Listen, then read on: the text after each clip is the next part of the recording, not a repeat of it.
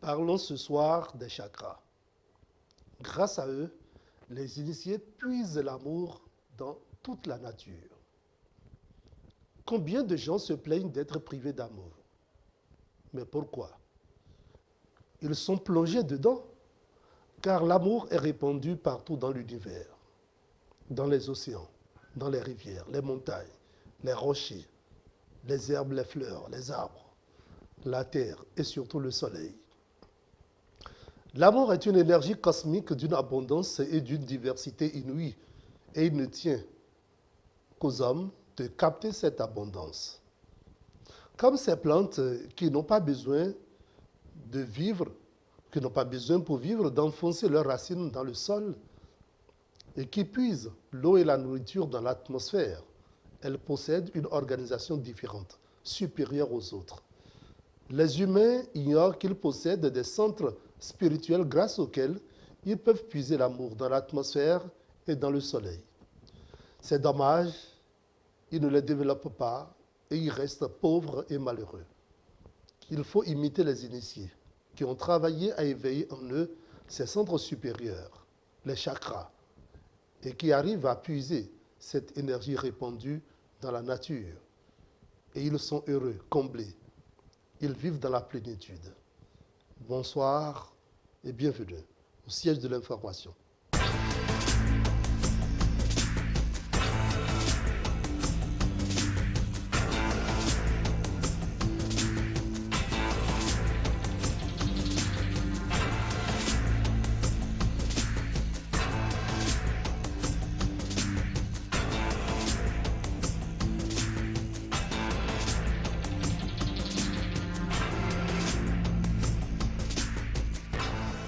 Le siège de l'info, Charbel Ayou.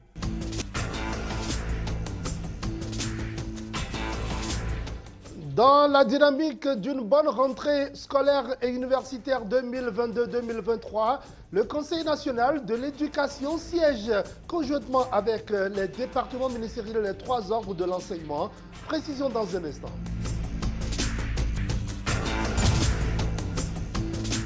Les fidèles auditeurs et sympathisants du groupe de presse La Gazette du Golfe en sortie pédagogique le week-end écoulé. Ils étaient au palais pour les œuvres royaux rapatriés au Bénin. Ils étaient aussi au sein du groupe de presse La Gazette du Golfe. Les femmes enceintes sujettes à l'hypertension, on en parle ce soir avec le cardiologue Hervé Aïssi. Il nous donne quelques clarifications à ce sujet.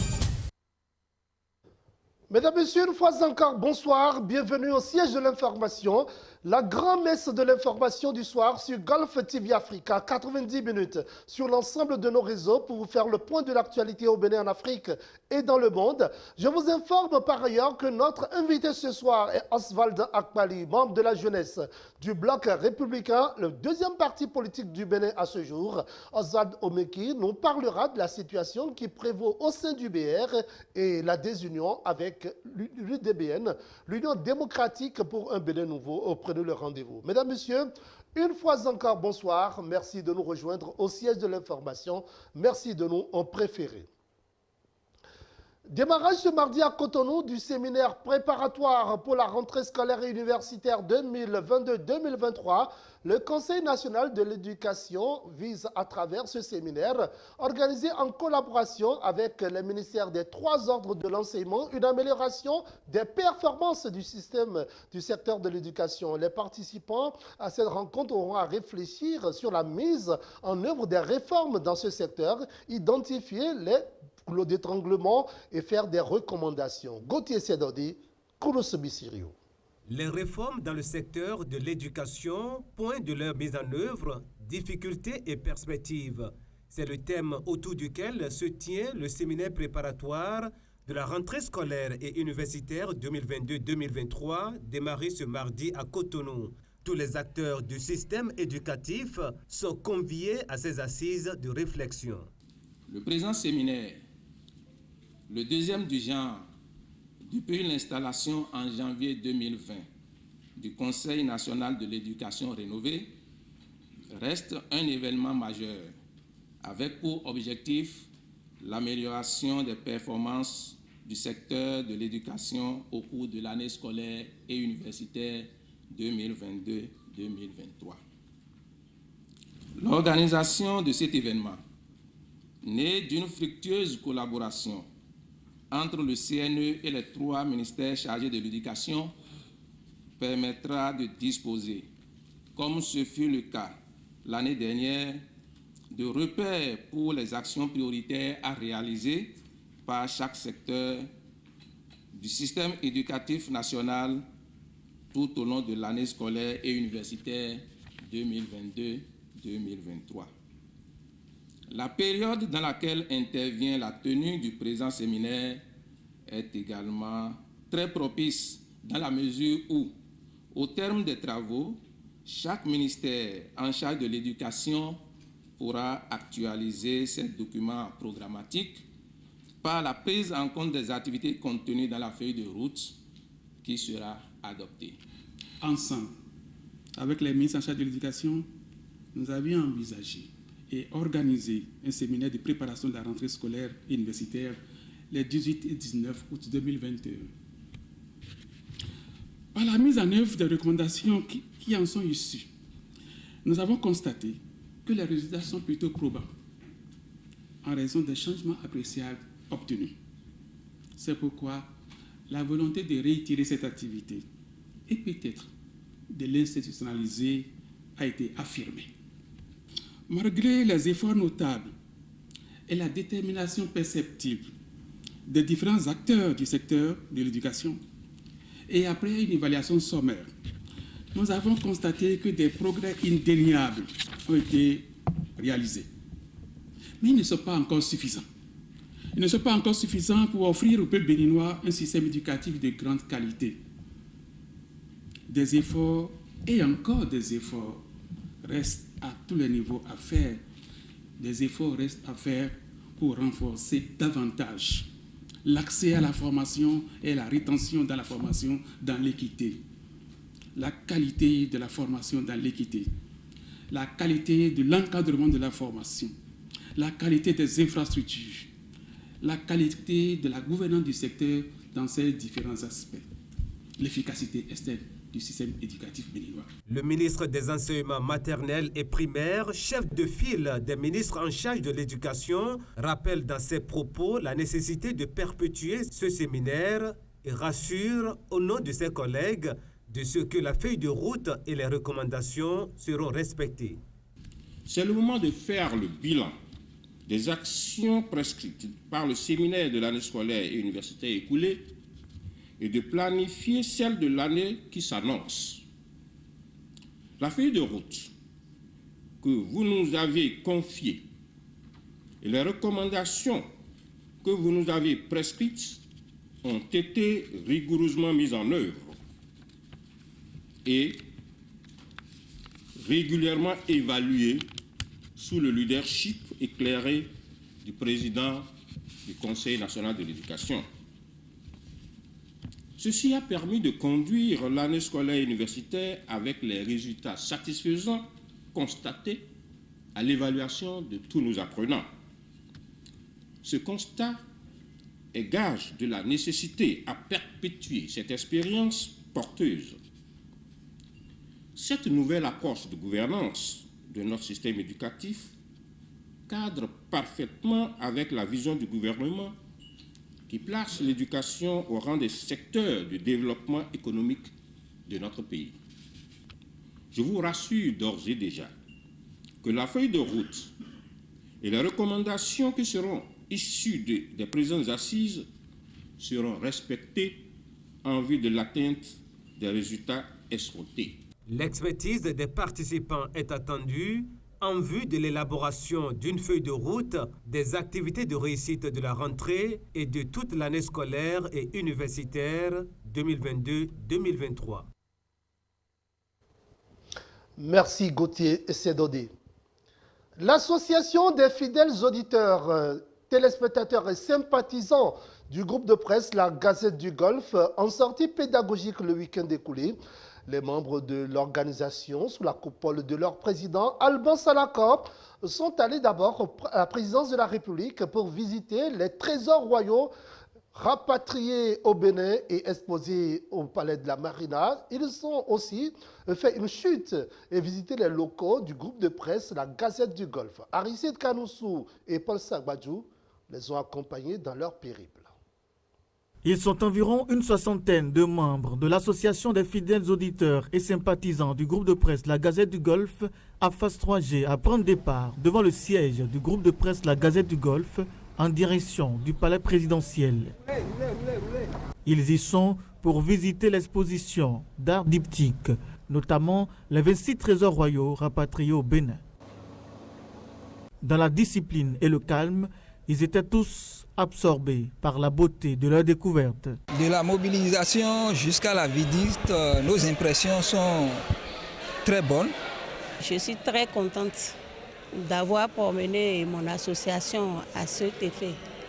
Vraiment, ce que moi je vais demander aux autorités, je vais leur dire de prendre soin à ces œuvres que nous venons d'assister, de voir. Sinon, c'est dépenser inutilement. Et nous, au sein de l'association conduite par Salakor Alban, nous remercions sincèrement le gouvernement tout entier et le chef de l'État pour de nobles actions à accomplir pour le bien-être du peuple béninois. Mes impressions sont celles d'allégresse. C'est une grande joie qui m'anime et anime tout le groupe qui sont venus ici découvrir les trésors royaux qui, en temps, ont été pillés par les Occidentaux et par le biais du gouvernement actuel. Ces trésors royaux nous sont parvenus. En plus de ça, il y a aussi les œuvres contemporaines qui ont été réalisées par nos artistes béninois. Ça prouve que vraiment nos artistes béninois ont vraiment du talent.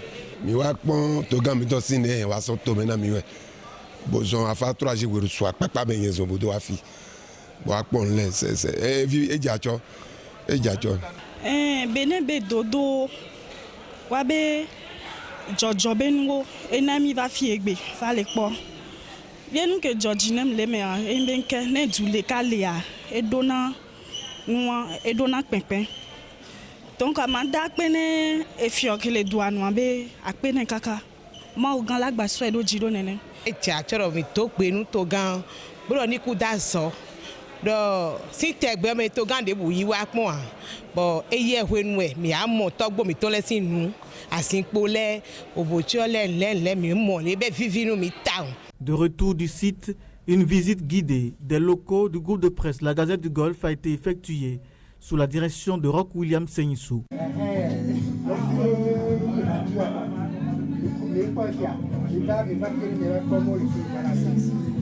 À la fin, ils sont satisfaits de cette sortie qui leur apporte un de plus. Nos impressions de manière globale a été très bonne. À partir du palais où nous sommes allés visiter les trésors royaux jusqu'à notre siège, c'est-à-dire le siège du groupe de presse La Gazette du Golfe. Nos impressions sont très bonnes parce que déjà au palais, on est allé toucher du doigt certaines réalités que nous ne voyons que sur les relais des presse et dans les réseaux sociaux, sur les réseaux sociaux. Et nous sommes allés toucher de vive voix les réalités. Et dès que nous sommes partis de là-bas, nous nous sommes dit qu'il faut que nous passions à tout prix à notre siège. Et une fois arrivés à notre siège, également, on a eu de très grandes surprises. Des surprises que le PDG nous a réservées malgré qu'il n'était pas au pays. C'est vrai, dès qu'on lui a annoncé qu'on avait une telle visite à faire, on lui a demandé si il pouvaient nous accorder aussi qu'on fasse d'une pierre deux coups en venant visiter notre siège, parce que nos membres sont venus de tous les départements et de toutes les sections que nous avions, et donc ils ne peuvent pas venir jusqu'à Cotonou et ne pas faire un tour dans notre siège, pour que ceux qui n'avaient jamais eu la chance de visiter le cadre dans lequel les émissions se faisaient, qu'ils aient l'opportunité de visiter ce cadre-là. C'est la raison pour laquelle on lui a demandé une autorisation qu'il nous a accordée. Et ça, c'est déjà ce qui nous a émerveillés pour ce qu'on a eu comme cadeau.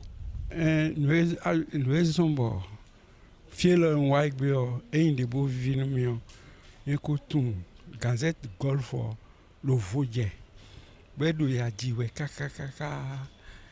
J'aime les lutteurs.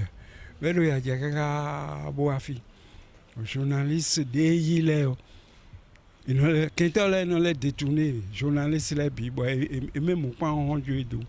Dès bon nous gotoro huiton guedo. Pour nous na halo na motemo wa ma ganton ganjiro giwenzero. Et puis calé à Ronsifi. Nous mol be vinu millionnaire mais rendu de l'air. On y a bien énormément.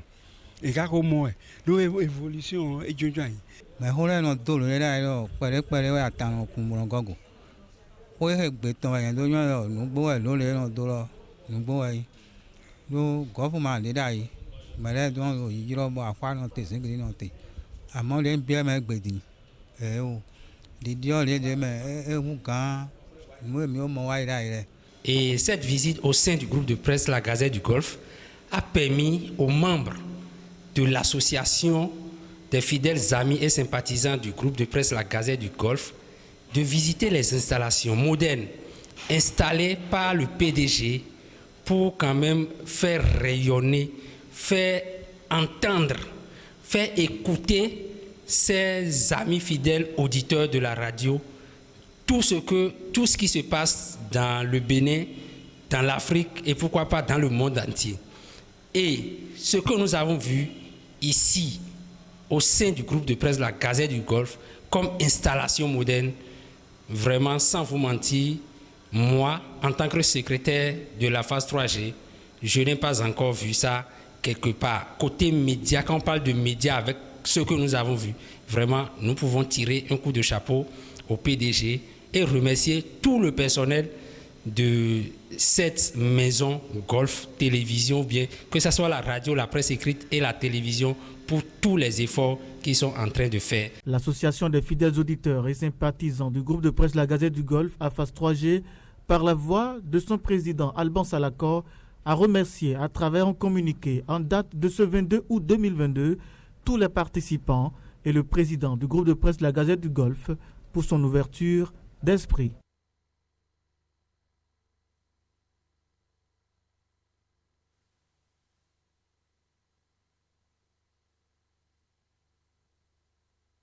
Le secret a été le travail. On ne réussit pas sans effort. Donc nous avons travaillé longtemps avec toutes les équipes au niveau béninois et nous avons sélectionné les meilleurs au niveau des différentes équipes que nous avons rassemblées, avec lesquelles nous avons travaillé de longues semaines et c'est ce qui nous a conduit au résultat que nous avons aujourd'hui. Tout à fait. Cette finale nous opposait à l'une des meilleures équipes sur le plan continental. Et d'ailleurs, avec ce Cameroun, on était dans le même groupe et d'entrée de jeu, le match d'ouverture était le Bénin contre le Cameroun. Et on a perdu ce match-là. On a perdu ce match 50-54 pour le Cameroun.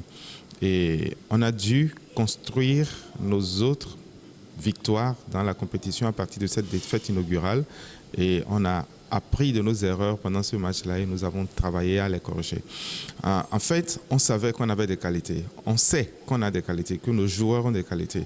Et on s'est inspiré de cette défaite inaugurale pour mettre en valeur les qualités défensives de l'équipe pour mieux affronter les autres matchs. C'est ce qui nous a conduit vers cette victoire-là contre ce même Cameroun en finale.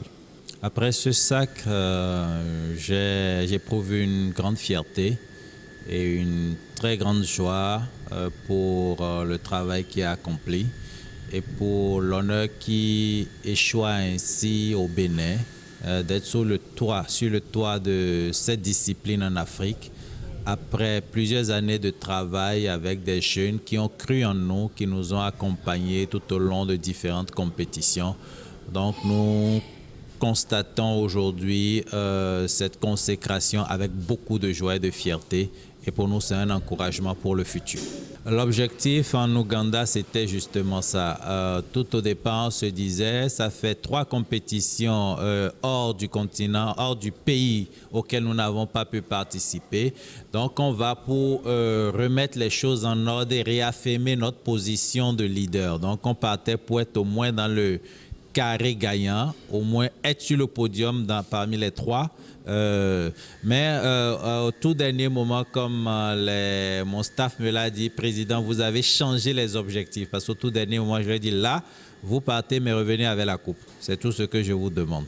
Donc l'objectif, en fait, finalement, c'était de revenir avec le trophée de la première place et la mission a été accomplie. Ce qui a favorisé pour moi le fait que le Bénin soit sacré champion, c'est 2 éléments importants. Il y a eu un travail de fond qui a été fait depuis plusieurs années parce qu'en 2014, nous avons raté cette place de peu. Et on s'est dit, après l'édition de 2014, qui s'était bien sûr déroulée à Cotonou au Bénin, on s'est dit non, il faut qu'on travaille avec ces jeunes. Il faut qu'on y mette des efforts, qu'on y mette de l'engouement. Et pendant plusieurs années, nous avons travaillé justement à l'implantation de la discipline au niveau national.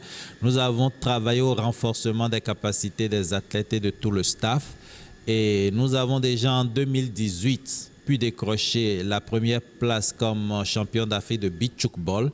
Donc c'est pour moi une confirmation des résultats que nous avons commencé à avoir depuis quelques années et qui vont sûrement se poursuivre. Ça, c'est le premier élément. Le deuxième élément, il faut dire que nous avions une équipe jeune et surmotivée. Nous avons des athlètes qui voulaient en découdre, des athlètes qui y croyaient. Et je crois que ça a été le deuxième point fort de notre équipe. Et ça, avec ces éléments, ça leur a permis, avec l'encadrement, d'accomplir ce qu'ils ont pu accomplir. La prochaine étape pour nous, c'est la Coupe du Monde qui va se dérouler en 2023 et où le Bénin, déjà en tant que champion d'Afrique de cette édition, est déjà qualifié pour prendre part, pour représenter l'Afrique. Et après 2023, continuer le travail encore 2024 qui va suivre où nous devons maintenant défendre notre titre africain.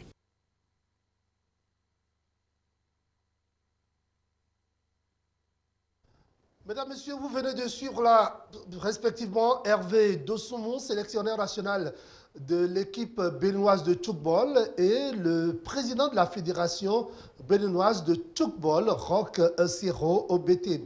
Vous l'avez compris, le Bénin a été sacré équipe championne d'Afrique de tchoukball. C'est au terme du championnat qui s'est déroulé à Kampala le dimanche dernier en terre ougandaise. Une des compétitions qui ont duré 3 jours au total. Mesdames, Messieurs, voilà donc le Bénin, sacré équipe championne de tchoukball. Il n'est pas rare de constater qu'en période de gestation de l'œuf, les femmes enceintes sont sujettes, bien parfois, je vous le disais, à l'hypertension artérielle. Un fait lié à plusieurs facteurs et qui ne reste pas sans inconvénients avant, pendant et après la grossesse, s'il n'est pas bien suivi. Suivez ici les explications du cardiologue Hervé Haïssi. Au cours de la grossesse, vous avez des changements au niveau hormonal pour les femmes. Vous avez des modifications au niveau des organes et des vaisseaux sanguins qui vont évoluer vers une augmentation de la tension artérielle qui est malheureusement très fréquente et qui est très grave tant pour la mère que pour l'enfant à venir ou les enfants si grossesse gémellaire. C'est pour cela que les sages-femmes et les gynécos prennent toujours le temps, à chaque visite, de contrôler la tension artérielle de la dame et de noter. On essaie comme ça de pister l'élévation des chiffres de tension. Le stress est un élément qui peut augmenter. Est-ce que ça va bien se passer? Les enfants vont dire quoi? Les parents vont dire quoi? C'est vrai. Mais au-delà de ça, si les chiffres de tension s'élèvent, la sage-femme et le gynéco sont entraînés, formés pour vous dire « Madame, attention ». Ils vont peut-être vous mettre un premier médicament et vous dire « Allez chez le cardiologue ». Mais les femmes savent contrôler leur tension. En marge de ça, elles peuvent contrôler une tension. Je suis mari, je suis potentiel père. J'achète un tensomètre à ma femme enceinte. Contrôle ta tension 2-3 fois par semaine. Lundi, mercredi, vendredi, contrôle ta tension. Inscris ça sur un carnet. Et lorsque tu iras voir ta sage-femme ou ton médecin, montre-lui, il va voir l'évolution. C'est plus responsable à mon sens. Je me retrouve avec éventuellement des femmes qui étaient déjà hypertendues, négligées ou sous traitement. Il faut savoir que pendant la grossesse, ça va continuer. Mais les médicaments qu'on utilisait lorsqu'on n'était pas enceinte ne passent plus sur une femme enceinte. Parce que c'est des molécules qui vont passer par la barrière placentaire et se retrouver à pouvoir taper l'enfant qui est tout petit et qui ne peut pas encore gérer ce genre de molécules-là. Et donc, je suis hypertendu avant ma grossesse, je me rends compte que je suis enceinte, je vais voir le cardiologue. Ah, docteur, voilà, on fait comment? Il va vous changer votre traitement.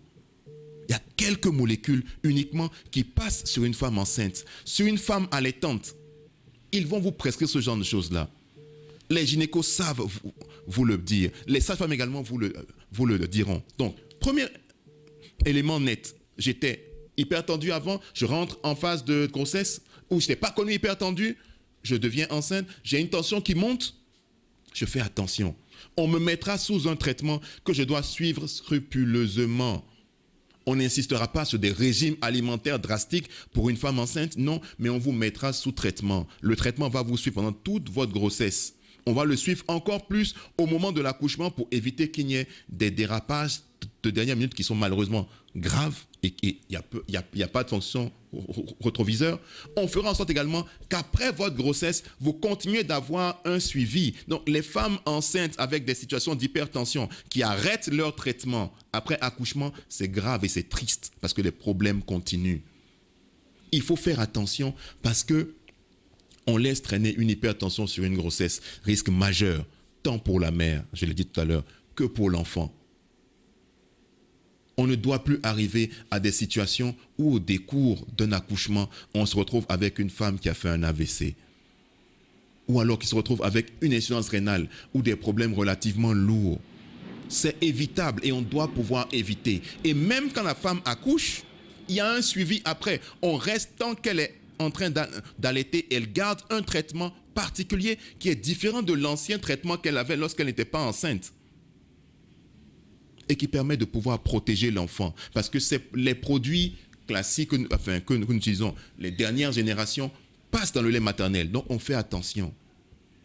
Et si votre tension se normalise après accouchement, le gynéco et le cardiologue vous suivent. Ils vous diront, eux seuls peuvent vous dire d'arrêter votre traitement. Sinon, vous ne l'arrêtez pas. Parce que les complications vous suivent après. On a les moyens maintenant d'avoir une grossesse, d'avoir une hypertension au décours de cette grossesse ou un diabète ou autre chose et de gérer les choses correctement jusqu'au bout sans avoir d'intervention ou de problème particulier. Il faut vouloir sa santé. Et quand bien même, toi, maman, tu refuses de le faire parce que tu es négligente, pense à l'enfant qui vient. Et il est demandé aux parents, papa, maman, au mari, de suivre également la grossesse avec la femme. C'est important de ne pas laisser traîner des problèmes aussi graves. Si cardiologue de son état, à l'instar des autres animaux domestiques, le chien possède plusieurs facultés indispensables pour la survie du foyer au sein duquel il est élevé. Cet animal de compagnie, communément appelé gardien de la maison, alerte sur les éventuels dangers qui se pointent à l'horizon. Quelle interprétation faut-il faire de certains de ces gestuels? Spiro Oussino. Le chien est l'un des animaux les plus domestiqués au Bénin. Il est utilisé pour la protection physique du ménage, mais aussi spirituelle, au dire des tradithérapeutes. Le chien a des vertus qui lui permettent de les voir. Donc tout ce qui a trait à ce que nous appelons invisible est visible à l'œil nu chez le chien. Alors, il y a des chiens qu'on met tout coup à la maison juste pour lutter contre les mauvais esprits qui s'installent chez vous, surtout la nuit. S'il y a des mauvais esprits qui pénètrent la maison la nuit, le chien, avec ses vertus, voit tous ces mauvais esprits que vous n'avez pas l'habilité de voir à l'œil nu. Il y a des chiens qui sont traités dans ce sens parce qu'ils ont ces vertus. On les traite spirituellement et quand ils sont dans la maison, c'est que aucun sorcier, aucun mauvais esprit ne peut pénétrer cette maison. La particularité du chien est qu'il a certaines vertus qui lui permettent de voir à travers le vent, souvent emprunté par l'invisible et non détectable à l'œil nu. De même, un traitement particulier est fait à ces chiens pour résister aux forces du mal. Ça dépend de et vacciner pour des manières de par exemple nous à télé allez dire mais nous à toi et support donc mais les mangadi qui calme pas. Les esprits malins possèdent les chiens. Ça dépend de la manière dont les chiens sont traités et vaccinés. Nous qui sommes dans la spiritualité, nous essayons de protéger au maximum ces animaux. Aucun esprit ne peut les habiter. Nous les protégeons.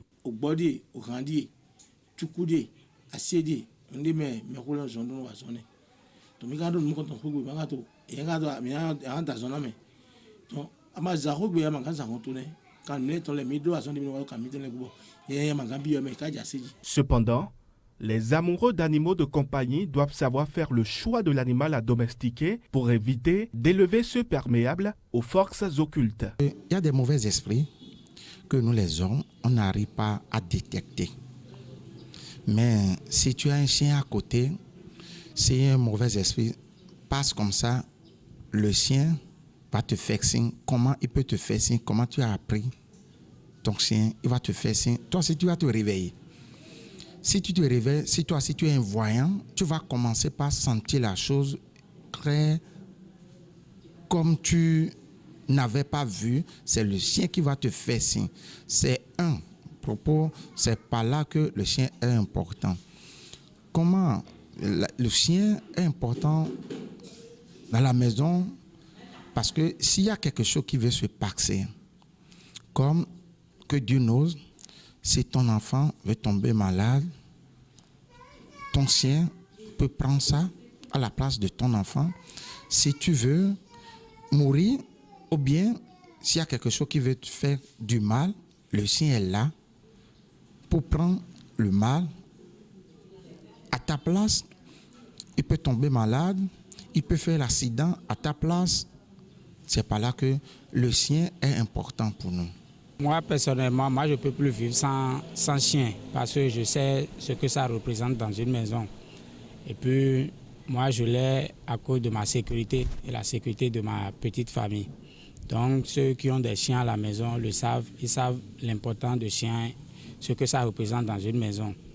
Et puis, moi, je demande à ceux qui ont des maisons et qui n'ont pas de chiens d'en avoir, ils vont voir vraiment l'importance des chiens dans la maison. L'importance de cet animal n'est plus à démontrer en raison des nombreux bienfaits dont il en est l'auteur. Les appréciations aussi bien variées font l'assentiment non seulement des spécialistes, mais aussi des gardiens de la tradition.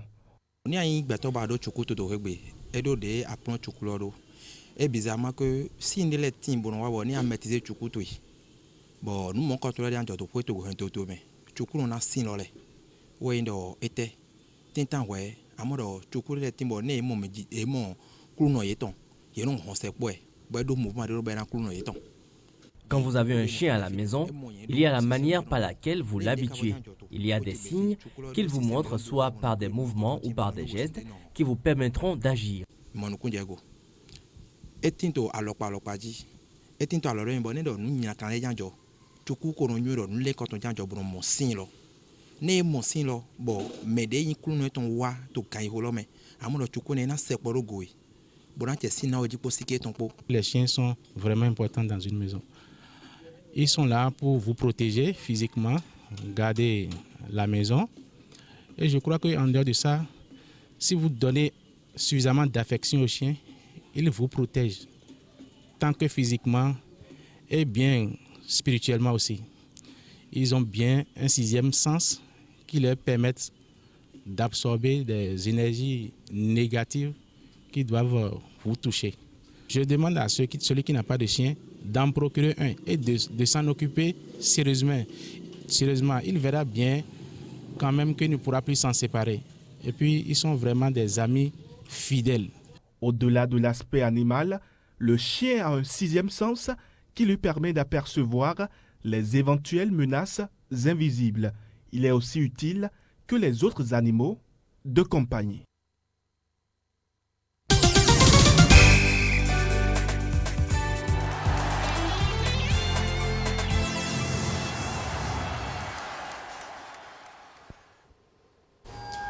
Notre invité ce soir, Oswald Akpali, membre du Bloc républicain. Le Bloc républicain, c'est un parti politique. On parlera avec lui de l'actualité bière ce soir. Oswald Akpali, bonsoir. Bonsoir. Merci d'avoir répondu à notre invitation. C'est toujours un plaisir pour moi d'être sur votre plateau, toujours pimpant, très joli. Merci beaucoup, M. Akpali. Globalement, comment se porte le BR et sa jeunesse, puisque vous êtes aussi responsable au sein de l'organisation de la jeunesse du Bloc républicain. Merci. Comment se porte le Bloc républicain et sa jeunesse? Le Bloc républicain va très très bien, je vous assure. Et la jeunesse du Bloc républicain a une organisation qu'on appelle l'organisation de la jeunesse du Bloc républicain, dont je suis le chargé de communication. Et je vous avoue que vraiment c'est pas la joie cette fois-ci parce qu'on bouge dans tous les sens. Nous parcourons presque toutes les communes du Bénin. On a 77 communes. Nous avons déjà fait plus de la cinquantaine. Il faut comprendre que le moment n'est pas au repris. Et je vous remercie pour l'occasion que vous nous donnez de venir communiquer avec la jeunesse BR, avec toute la jeunesse béninoise d'ailleurs, parce que chez nous, au Bloc républicain, le moteur, c'est la jeunesse. Le Bloc républicain, c'est un grand parti, le deuxième grand parti de l'échiquier depuis les dernières législatives, mais il semble qu'on ne vous sent pas véritablement, Monsieur Akpali. De quelle politique faites-vous usage?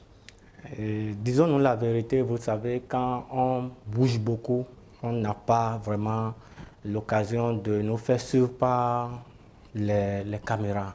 C'est pour cela qu'on ne peut pas communiquer sur tout ce qu'on fait. Même à l'instant où je vous parle, il y a des jeunes qui sont au niveau de Zakota, au niveau d'Agbanizon, en train de faire des réunions, des sensibilisations, de remobilisation de la jeunesse pour les échéances à venir. Vous ne restez pas sans savoir que l'actualité politique aujourd'hui, c'est les préparatifs des échéances législatives. Justement, au sujet des élections législatives, comment se prépare la jeunesse du Bloc républicain? Comme on le dit souvent, c'est un mercato. Donc chacun positionne ses bons pions pour aller à l'affront. Comme vous l'avez dit au départ, nous sommes deuxième parti reconnu officiellement. Si les choses bougent dans le sens où même le premier parti veut quand même s'associer à d'autres personnes, il faut dire que le BR est craint aujourd'hui. C'est pour cela que nous sommes tranquilles, nous travaillons comme cela se doit, parce que ce n'est pas de façon précipitée qu'on est sur le terrain. On travaille à cela depuis 2019. Nous avons donné le défi de prendre le pêchoir de l'Assemblée nationale très prochainement. Donc nous y travaillons depuis fort longtemps et ce n'est pas aujourd'hui qu'on va vraiment être perturbé, comme on le dit. Et on dit le bruit de la mer n'empêche pas les poissons de dormir. Donc nous sommes vraiment motivés et nous travaillons pour. Ce qu'on peut dire est qu'il y a des ajustements sur l'échiquier politique. La politique n'est pas statique, qu'on puisse le reconnaître. Et si je veux faire un rappel, en 2016, nous avons vu ici ceux-là qu'on appelle les grands électeurs se mobiliser autour d'un seul candidat. Mais au finish, c'est un candidat qui n'a pas même eu le soutien de 2 partis qui s'en est sorti gagnant. C'est pour vous dire que le peuple béninois est assez mûr pour ne pas tomber dans du populisme qu'on nous fait croire aujourd'hui. Au niveau du BR, nous avons le sens de la responsabilité, le respect de la hiérarchie et la jeunesse à sa place en bonne et due forme dans le bloc républicain. Monsieur Akpalé, pourquoi on ne craint rien. Vous dites que votre défi, c'est prendre le perchoir au terme des élections législatives prochaines, le perchoir de l'Assemblée nationale. Qu'est-ce qui vous donne cette assurance? L'assurance, c'est la jeunesse béninoise dans toute son entièreté, puisque au niveau du bloc républicain, on dit souvent que c'est un parti de jeunes et de femmes. Nos statuts les ont donnés clairement depuis l'avènement du bloc républicain dont nous sommes membres fondateurs. D'ailleurs, vous ne restez pas sans savoir que le bloc républicain est un regroupement de 3 grandes alliances. Les alliances, c'est des regroupements déjà de partis politiques, de près de 70 autres partis et plus d'une centaine de mouvements et associations. Donc, c'est pour dire que c'est une organisation qui vraiment est toute une pyramide qu'on ne peut pas vraiment démonter du coup. Ouais, c'est vrai qu'aujourd'hui, il y a beaucoup d'informations qui circulent, mais on ne jette de l'opprobre qu'à celui qui fait bien. C'est pour cela que nous continuons dans cette lancée et nous avons foi en cette jeunesse. Quelle analyse nous faisons pour dire qu'on aura le perchoir prochainement?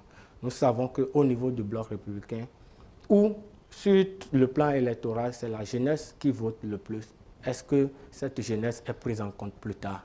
Alors qu'aujourd'hui, le seul parti qui peut revendiquer qu'il donne une place de choix à la jeunesse, j'ose croire que c'est le BR.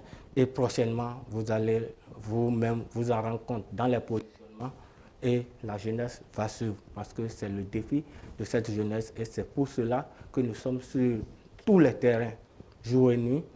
Et comme on le dit, ne laissez nulle part où la main ne passe et repasse, la jeunesse BR est là. Monsieur Akpalé, vous venez de dire, il y a un instant, que le bloc républicain est craint.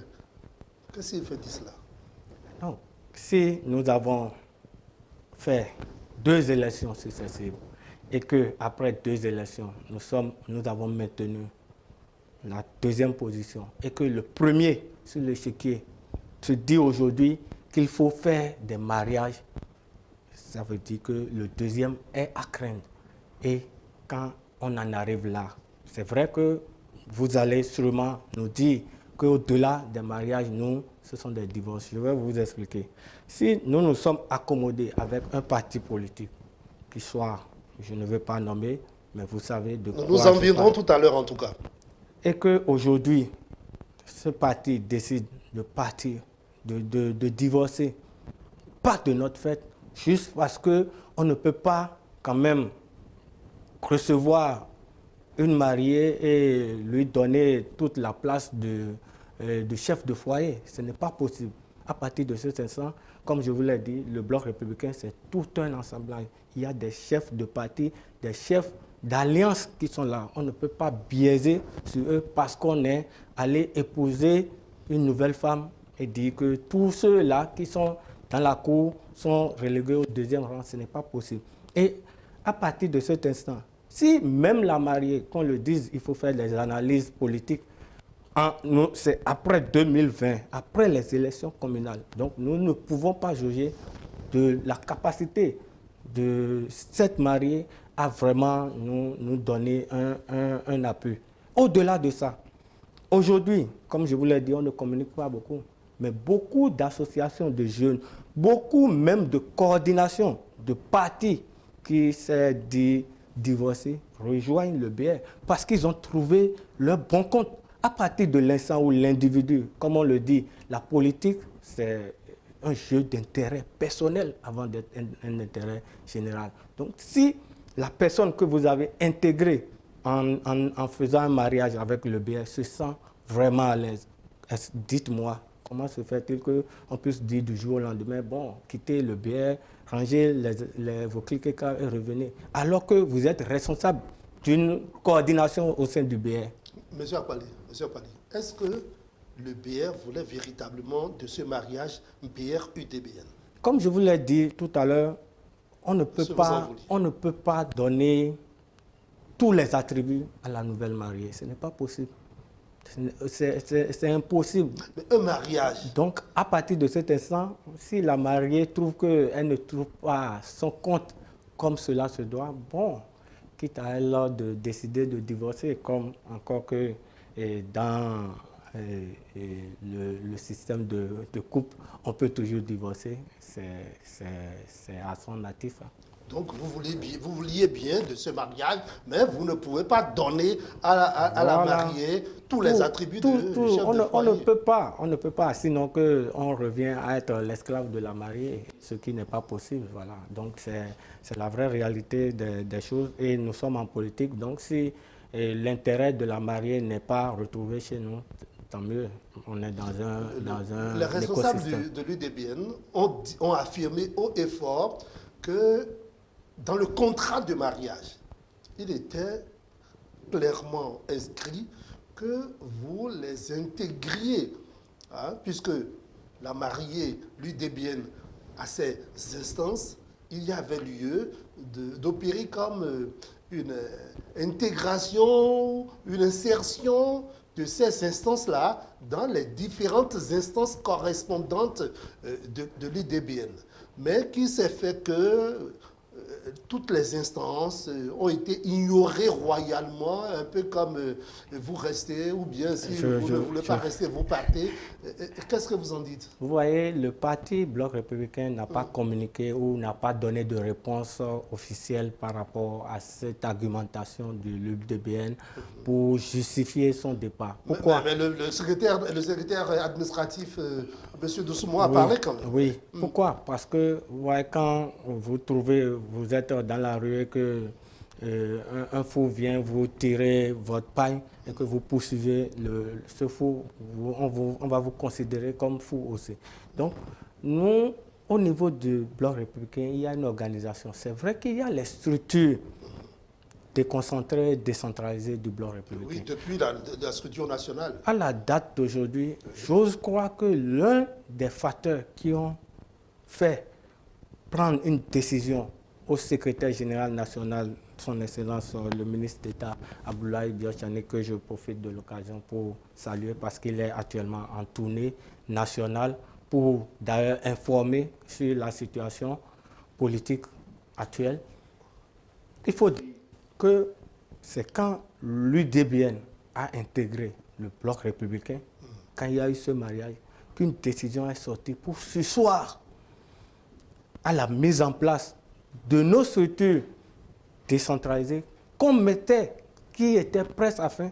Et jusqu'à la date d'aujourd'hui, je vous assure que ce sont des structures provisoires qui travaillent sur le terrain en collaboration avec toutes les instances, c'est-à-dire toutes les tendances qui sont représentées dans toutes les circonscriptions. La belle preuve, moi je suis de Grand Popo. Il y a 2 semaines, on a fait une activité de jeunesse à Grand Popo. Je crois que ce jour-là, l'UDBN était même plus représenté parce qu'ils se sont dit que c'est leur fief chez moi. Donc vous comprenez qu'on ne peut pas dire aujourd'hui qu'on a mis en place, on n'a même pas de structure qui soit définitive au sein du BR.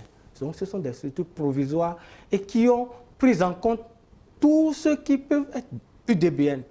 On leur donne même une place de choix déjà. Donc ce n'est pas la peine pour nous aujourd'hui d'étaler sur la place, de montrer des statistiques pour dire que l'UDBN, mais ce qu'on peut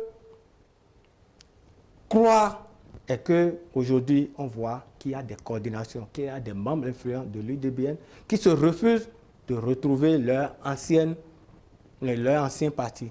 Donc, ils se réclament d'être BR et pas plus tard qu'hier, je vais vous donner des structures, des coordinations de circonscription de l'UDBN qui ont décidé de rester avec le BR. Mais ce n'est pas ce que les responsables de l'UDBN ont dit, que toutes les coordinations, que ce soit au niveau d'arrondissement, au niveau communal ou au niveau départemental, ont envoyé des rapports. Lesquels rapports précisent clairement et disent explicitement que elles ont été ignorées par les structures du C'est BR. une bonne guerre. Les membres du BR, des différentes structures du BR font des activités. Une bonne guerre. Et ils sont surpris de constater que les activités sont là, mais on ne les associe pas. C'est à peine si on leur faisait signe. Vous savez, au niveau du BR, il faut dire que nous n'avons pas le temps pour aller dans des jeux de mots sans fin. Nous, c'est le travail qu'on fait et nous disons qu'à la date d'aujourd'hui, sinon en 2023, on pourra vraiment comparer. Est-ce que l'UDBN, partant du BR, a influencé? Parce que c'est sur cette base. Ce sont les électeurs qui sont juges de tout ce qu'on fait comme jeu politique aujourd'hui.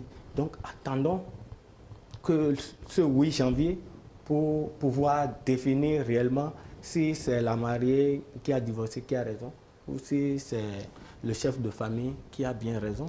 Monsieur Oswald Akpali, dans un contexte où d'autres partis politiques sont en train de célébrer des mariages, des unions, sont en train de convoler en juste noces, notamment l'Union progressiste qui vient de célébrer de façon très merveilleuse cette union avec le Parti du Renouveau démocratique pour donner union à l'UPR, Union progressiste le Renouveau. C'est dans ce contexte-là que le Bloc républicain, qui est deuxième parti politique sur l'échiquier actuellement, divorce.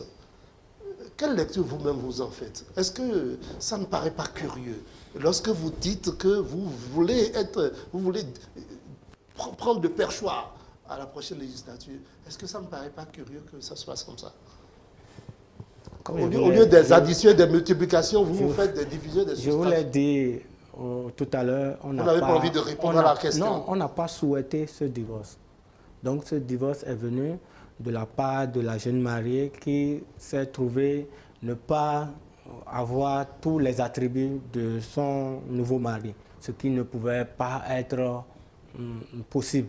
Donc ce n'est pas de notre fait que le divorce puisse arriver, mais on prend acte et on se dit qu'on doit vraiment montrer à la face du monde que même sans la nouvelle mariée, on a les capacités de prendre le perchoir. Voilà, exactement. On ne nous détourne pas de notre objectif principal. Et donc, ainsi, le PR est plus que jamais mobilisé pour les prochaines législatives. Nous, si on pouvait nous dire demain déposer nos dossiers, nous sommes prêts. Ah oui? Oui, parce que ça ne date pas d'aujourd'hui. Et le travail se fait de jour comme de nuit.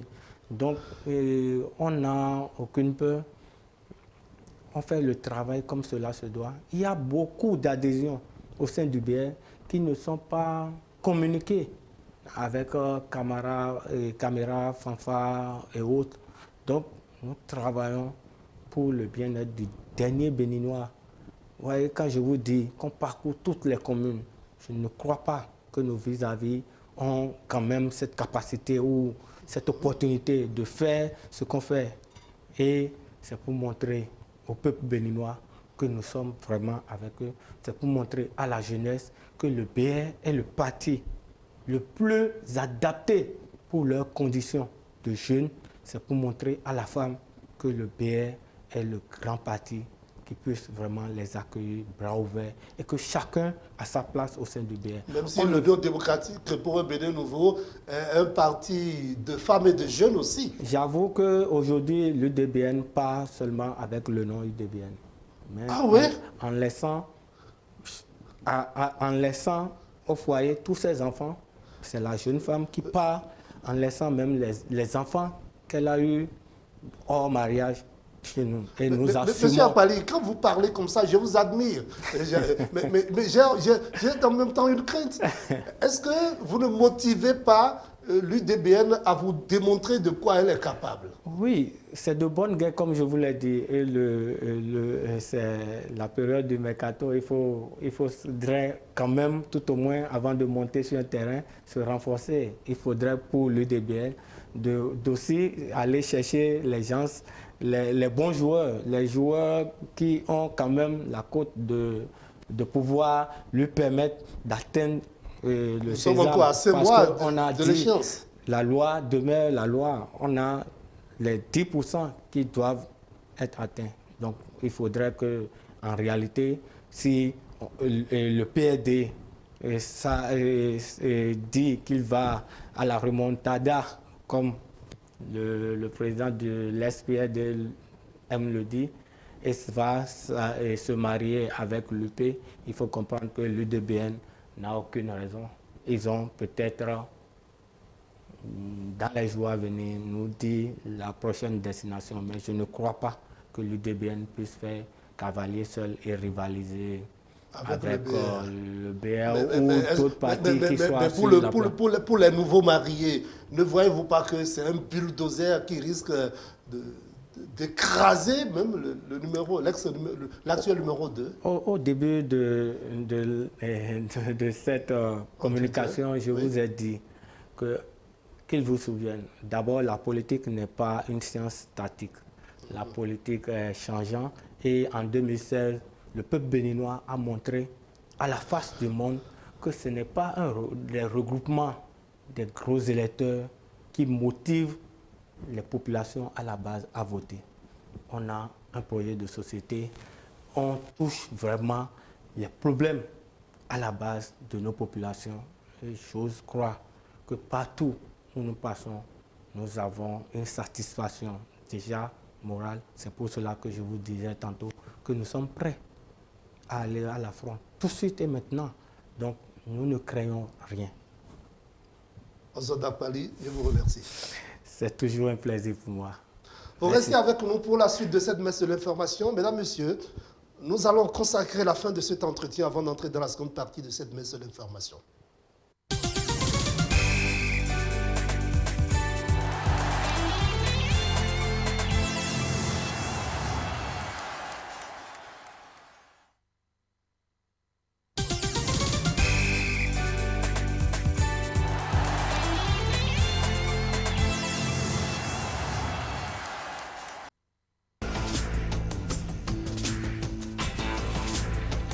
Dans la rue de Luanda, les Angolais sont heureux du rapatriement du corps de l'ancien président José Eduardo dos Santos, décédé en Espagne le mois dernier.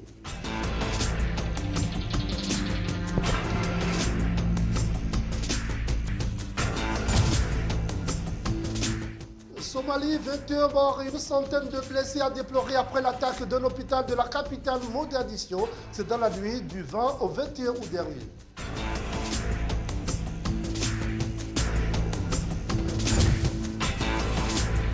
Septembre 2017, Google avait remporté le contrat du projet Maven du Pentagone. Dans le cadre de ce plan, Google construira un système de surveillance basé sur des images prises par des drones américains et aidera l'armée américaine à évaluer rapidement les images de ces drones.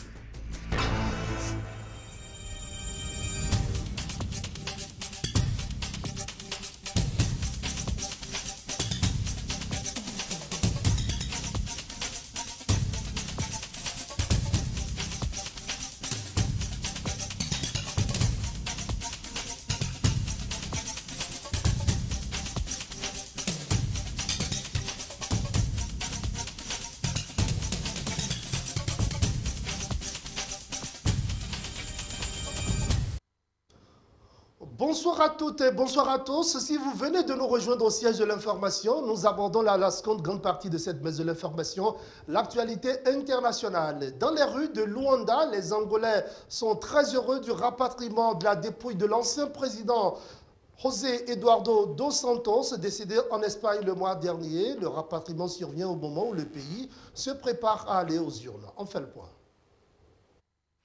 La dépouille de l'ancien président angolais José Eduardo dos Santos, décédé le 8 juillet, a été rapatriée à Luanda dans un avion en provenance d'Espagne. Dès le lendemain, les Angolais se disaient satisfaits du rapatriement. Le corps est arrivé ici en Angola. C'est vraiment bien. Nous sommes satisfaits. Et le 28 août, nous serons prêts à nous rendre là-bas pour participer aux obsèques de notre ancien président de parti et président de la République. Le président Dos Santos avait dirigé l'Angola sans partage de 1979 à 2017. Il avait marqué des générations d'Angolais comme Estevão Azevedo, un maçon à Luanda. Ah oui, nous le regrettons tous, c'est ce que je ressens. Car avec notre président José Eduardo dos Santos, les choses étaient très différentes. Et je le regrette beaucoup, car personne, et je sais que personne, ne dirigera notre pays comme il l'a fait. Car avec lui, les choses étaient très différentes. Elles étaient bon marché, nous vivions dans de bonnes conditions et nous ne souffrions pas comme nous souffrons actuellement. Le rapatriement de la dépouille de Dos Santos avait été repoussé car une querelle opposait sa veuve et le gouvernement angolais d'une part, qui voulait rapatrier le corps et lui offrir des funérailles nationales, et certains de ses enfants qui s'y opposaient, dont sa fille Chizé Dos Santos, qui accusait l'actuel gouvernement angolais de vouloir politiser l'enterrement de son père avant les élections prévues le 24 août. C'est quelque chose de bien, c'est un symbole des Africains. C'est ce qu'il fallait obtenir et que l'ancien président de la République soit enterré ici en Angola. Le rapatriement du corps intervient peu avant l'élection présidentielle prévue mercredi et pourrait favoriser le président sortant, João Lourenço.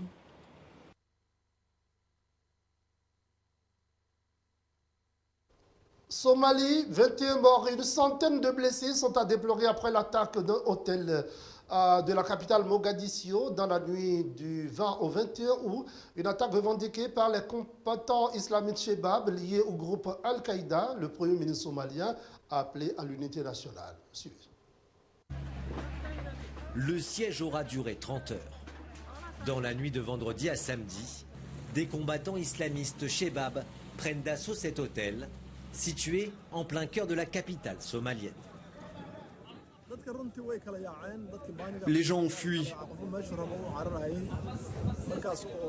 Ils couraient tous pour essayer de se mettre en sécurité.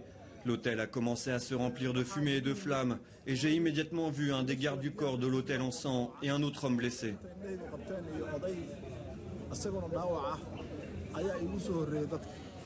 Retranchés dans le bâtiment, les Shebab affrontent les forces de sécurité somaliennes. Un face-à-face particulièrement violent. En témoignent ces images d'une partie de l'établissement complètement détruit par les combats. Après plusieurs heures, les autorités annoncent la fin de l'attaque et la mort de tous les assaillants.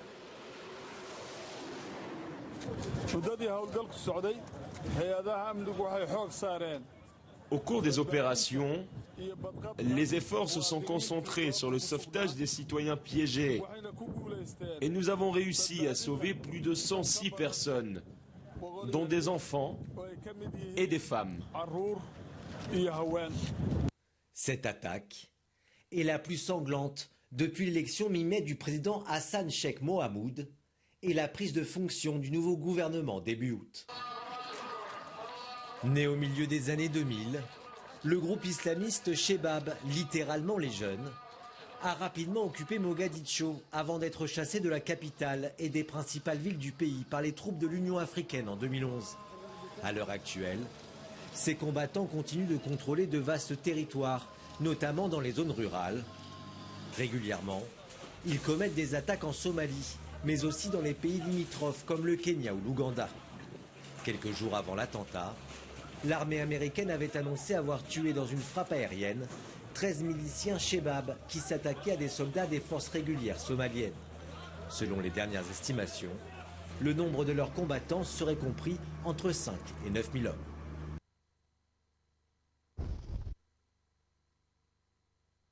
Le dialogue national inclusif lancé samedi dernier au palais du 15 janvier à N'Djamena, nous sommes au Tchad. 1400 personnes y prennent part, sans compter une partie de la classe politique tchadienne qui exige que certaines conditions soient remplies au préalable avant leur participation. Reportage. À la différence des jeunes qui n'ont pas fait leur allocution d'ouverture, les femmes, elles, ont martelé les leurs. Nous, femmes tchadiennes, demandons solennellement à son Excellence, Monsieur le Président de la République, au comité du dialogue national inclusif et aux participants au regard du rôle fondamental que les femmes tchadiennes ont toujours joué. Un présidium paritaire au dialogue national inclusif. Le Tchad a traversé plusieurs périodes troubles depuis son indépendance le 11 août 1960. Et pour Moussa Faki Mahamat, président de la Commission de l'Union africaine, ces troubles ont pour cause la confiscation du pouvoir. Les deux présidents qui ont le plus longtemps gouverné, Ngarta Tombalbaye et Idriss Déby Itno, ont connu une fin tragique. Ce parcours de notre pays, singulier autant que funeste par moments, interpelle chacun de nous. Aucune communauté, aucun groupe, aucun parti ne peut désormais à lui seul prétendre gouverner ou diriger ces pays. Pour le président du Conseil militaire de transition, Mahamat Idriss Déby Itno, qui a donné le là de ce dialogue, l'unité demeure la chose la plus importante qui doit prévaloir. Nos différences participent de notre richesse. Nos traits d'union sont autrement plus nombreux, plus importants et plus forts que nos points de désaccord. J'ai l'intime conviction que rien de durable ne peut être conçu et fait sans la paix de cœur. Plus rien ne justifie que les Tchadiens se fassent la guerre. Pendant ce temps, les membres du parti de l'opposition, les transformateurs, réunis à l'espace du balcon de l'espoir, tiennent à ce que leurs exigences soient prises en compte avant de prendre part au dialogue. Ils viennent utiliser les résultats de cette fausse élection du passé que vous connaissez pour se choisir pour leur monologue dans leur quota. C'est au total ajouter encore 170 places ainsi distribuées à un même parti et ses alliés. Et pour donner plus de chance au caractère inclusif de ces assises, les travaux sont repoussés au mardi après-midi afin de permettre à certaines corporations de se faire enregistrer. Le dialogue national inclusif a donc été lancé samedi en N'Djamena. 1400 personnes y prennent part, sans compter cette classe politique qui veut que certaines conditions soient remplies. Une sécheresse record dans la corne de l'Afrique a plongé des dizaines de millions de personnes dans la malnutrition et la faim en Éthiopie, en Somalie et au Kenya. L'invasion de l'Ukraine a fait grimper les prix des denrées alimentaires, ce qui complique le travail des groupes d'aide aux communautés touchées, alors qu'elles se dirigent vers une saison de pluie ratée pour la 5e année consécutive. Même de loin, les signes de détresse sont visibles. En se rapprochant, la situation désespérée devient plus évidente.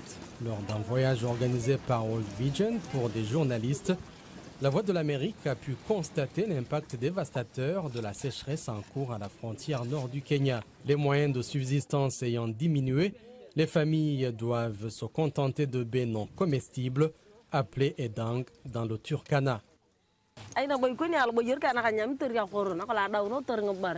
La sécheresse est arrivée et a tué tout notre bétail. Maintenant, nous n'avons plus rien. Tout ce que nous pouvons manger, ce sont des édangs et des baies sauvages. Le Kukimat doit faire cuire les baies sauvages pendant 3 jours pour les rendre comestibles et réduire leur nocivité pour l'organisme. Les habitants disent que cela cause de diarrhée chez les enfants, mais en revanche, les aide à survivre. La mère subvient aux besoins de ses 5 jeunes enfants car son mari est malade et ne peut pas l'aider. Epakan Ekiru, 19 ans, mère de 2 enfants, vit à quelques pas de là. Son mari est parti il y a 2 ans avec leur troupeau à la recherche de pâturage et d'eau. Elle a peur que les baies sauvages vont manquer. Pour l'instant, nous mangeons ces baies sauvages. S'il n'y en a plus, nous mourrons. Il n'y aura rien d'autre à manger. Le Kenya a déclaré la sécheresse comme une catastrophe nationale en septembre 2021. Près de 3,5 millions de personnes sont menacées de famine aiguë et ont besoin d'une aide humanitaire. Cela inclut plus de la moitié de la population du comté de Marsabit, selon les chiffres du gouvernement. Les enfants et les femmes sont les plus touchés. Selon les responsables, l'aide alimentaire et les transferts d'argent du gouvernement aux plus vulnérables ne suffisent pas toujours.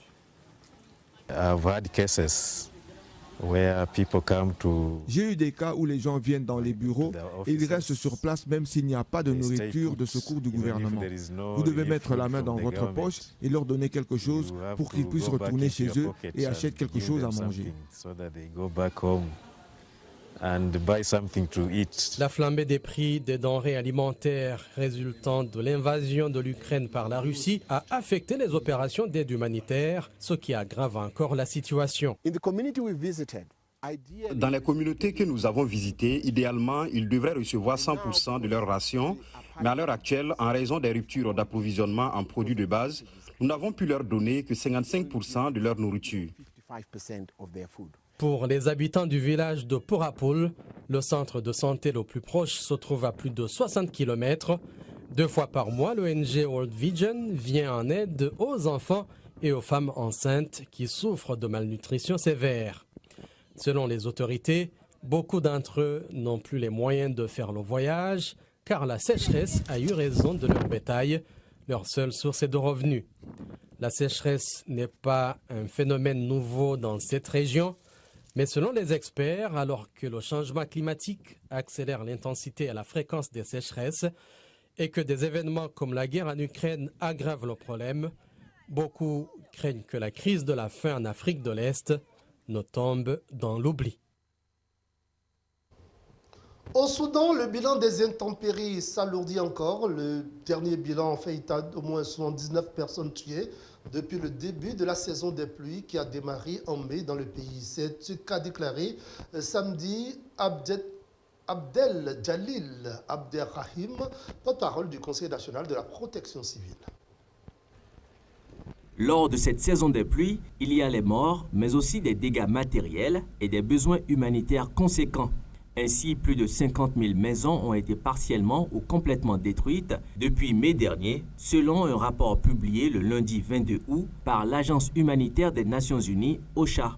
La plupart des 18 États du Soudan ont été exposés à ces inondations, mais comme l'a rapporté l'agence de presse SUNA, le gouvernement a déclaré ce week-end l'état d'urgence dans 6 de ces États particulièrement touchés par ces fortes pluies, comme le Nil, Al Jazeera, le Nil Blanc, le Kordofan occidental, le Darfour Sud et Kassala.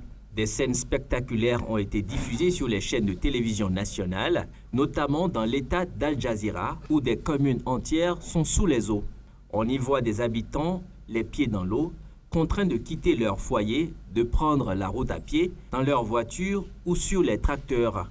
Dans la localité d'Al-Managil, par exemple, toujours à Al Jazeera, l'OCHA estime qu'environ 2500 personnes ont été déplacées. De fortes crues, entre le 16 et le 19 août, ont contraint ses habitants à se réfugier dans des écoles publiques ou dans le stade de la commune. L'agence humanitaire estime que rien que dans cet état d'Al Jazeera, plus de 850 000 personnes ont besoin d'une aide humanitaire. À noter que, selon l'agence de presse SUNA, le Qatar a proposé d'apporter un soutien au Soudan. 2 avions qataris transportant une aide d'urgence sont arrivés dimanche 21 août à l'aéroport international de Khartoum.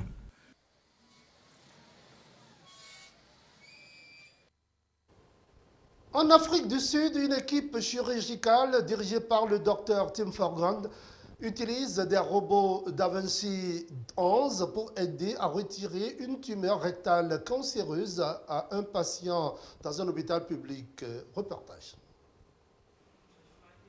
Le robot DaVinci 11 assiste l'équipe chirurgicale de l'hôpital public de Tygerberg au Cap pour retirer une tumeur rectale cancéreuse d'un patient. Avec 4 bras contrôlés en temps réel via une console 3D, c'est le robot chirurgical le plus avancé d'Afrique. DaVinci 11 est l'un des 2 seuls robots de ce type utilisés sur le continent. Les 2 se trouvent dans les hôpitaux publics sud-africains du Cap. DaVinci 11 est utilisé principalement pour les chirurgies urologiques, gynécologiques et colorectales complexes. Heureusement, le ministère de la Santé du Cap occidental a acheté 2 robots DaVinci, dont le DaVinci 11, qui est le robot chirurgical le plus avancé actuellement disponible sur le marché. Ce qu'ils font, c'est qu'ils vous permettent de travailler très finement et avec une grande précision.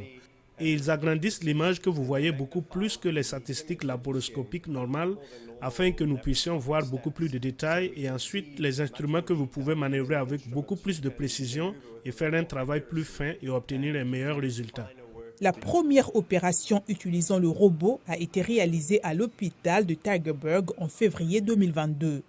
Des dizaines d'autres ont été complétées avec succès depuis lors. Les patients se sont très bien comportés. Ils rentrent chez eux beaucoup plus tôt. Notre durée moyenne de séjour est donc de 3 jours. Donc vous avez une opération majeure, les gros cancers sont enlevés et 3 jours plus tard, vous êtes à la maison.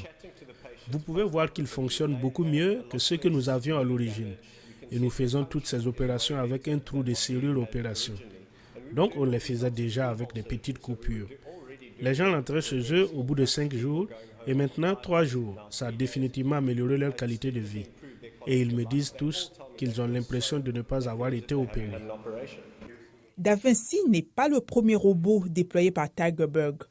En 2020, l'hôpital a introduit Kanya au plus fort de la pandémie pour aider les patients à se connecter avec leurs proches via un appel vidéo ou vocal.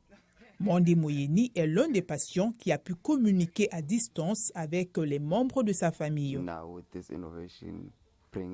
Maintenant, cette innovation rapproche les membres de votre famille de vous, car ils ne peuvent pas vous rendre visite physiquement et venir à l'hôpital. Cela apporte beaucoup de soulagement et c'est aussi psychologiquement bon pour un patient. Cette innovation est plutôt bonne.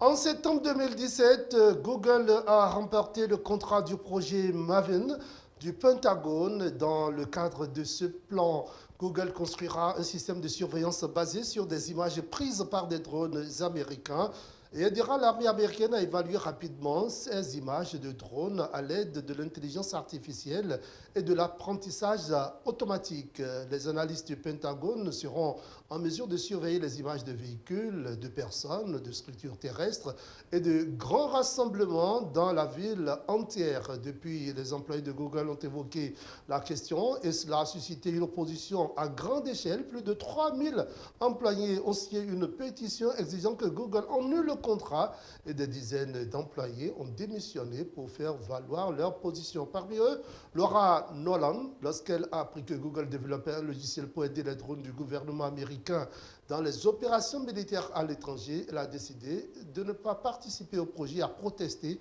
en démissionnant. Après 2 mois de résistance de la part d'un grand nombre d'employés, en 2018, Google a finalement renoncé au domaine militaire de l'intelligence artificielle qui avait le potentiel de rapporter des centaines de millions de dollars par an. Suivez. Laura, qui a exercé en tant qu'ingénieur logiciel pendant 15 ans et qui fut l'une des signataires de la lettre ouverte annulée Maven. Absolument pas, les entreprises tech sont dictées uniquement par leur profit. Je m'appelle Laura Nolan, je suis ingénieure logiciel, j'exerce comme ingénieure logiciel depuis environ 20 ans et avant cela, j'ai obtenu un diplôme en informatique. Je suis également connue comme une militante contre les systèmes d'armes autonomes. Et cela est étroitement lié à mon travail. J'ai travaillé sur l'infrastructure chez Google, l'infrastructure et la fiabilité. La façon dont les entreprises technologiques comme Google et Amazon construisent des modèles d'apprentissage automatique. Le projet Maven est un projet militaire des États-Unis. L'idée de Maven essentiellement vient du problème que l'armée américaine reçoit trop de nombreuses séquences vidéo de drones de haute résolution. Cela s'appelle imagerie de mouvement sur une zone étendue. Donc, ils ne pouvaient pas embaucher suffisamment d'analystes humains pour regarder toutes ces séquences et choisir ce qui les intéressait.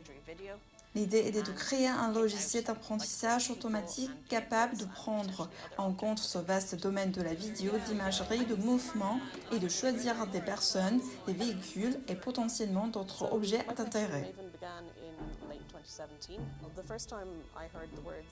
Mes liens avec Maven ont commencé fin 2017. La première fois que j'ai entendu les mots projet Maven, j'ai demandé ce que c'était.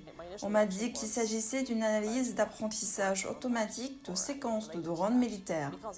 Ma première réaction a été « je ne veux pas travailler là-dessus, ni sur rien qui soit lié à ce projet ».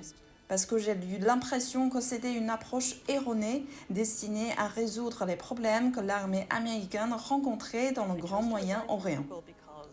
J'ai choisi de démissionner de Google parce qu'il s'agissait d'un très large degré d'acceptation des projets de surveillance de masse avec lesquels je n'étais pas à l'aise. Maven n'était absolument pas une arme autonome. Maven était plutôt, je suppose, la base pour la construction d'armes autonomes ou, à tout le moins, de systèmes de recommandation de logiciels pour les ciblages. Je ne pense pas qu'une réponse militarisée au terrorisme soit réellement efficace stratégiquement. Je pense qu'elle cause énormément de dommages collatéraux aux civils, donc je ne peux pas la soutenir. Vous pouvez programmer un robot tueur pour tuer n'importe quel homme en âge de combattre ou tuer des personnes d'une origine ethnique particulière. Vous pouvez construire un robot de génocide, vous pouvez le faire beaucoup plus facilement que vous pouvez construire une arme qui serait aussi intelligente qu'un tireur humain au demeurant. Par conséquent, c'est très préoccupant.